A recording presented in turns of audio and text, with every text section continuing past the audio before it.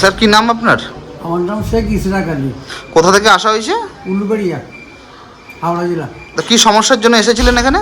আমার তো সুগারের প্রবলেম ছিল, প্রেশারটাও বেশি ছিল এবং কিডনির সমস্যা ছিল।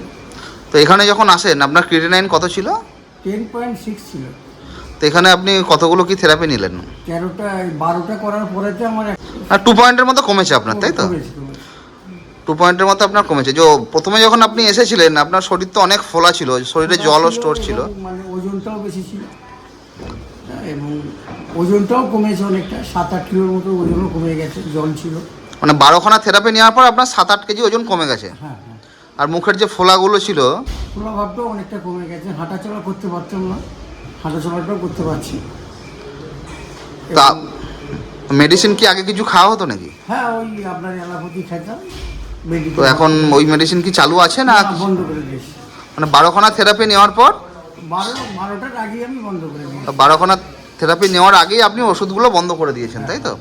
তো ওষুধগুলো যে আপনি বন্ধ করেছেন আপনার অসুবিধা কিছু হচ্ছে না তো? কোনো সমস্যা নেই, এখন ওষুধ না খেয়েই আপনি ভালো আছেন। ভালো আছে। এখানে যে আপনি থেরাপি নিচ্ছেন, তো এখানকার স্টাফ, এখানকার ডাক্তারবাবুদের ব্যবহার কেমন? খুব সুন্দর ব্যাপার, খুব সুন্দর। এমনি এখানে যে জলে আপনি থেরাপিটা নিচ্ছেন তার জন্য আপনাকে কি কোনো ওষুধ খেতে দেওয়া হচ্ছে? খেতে না দিয়ে না না না, ওষুধ না খেয়ে আপনি জলে বসে চিকিৎসা নিয়ে সুস্থ। সুস্থ আছেন এবং 12খানা থেরাপি নেওয়ার পর আপনার 2 পয়েন্ট কমে গেছে। 2 পয়েন্ট করে।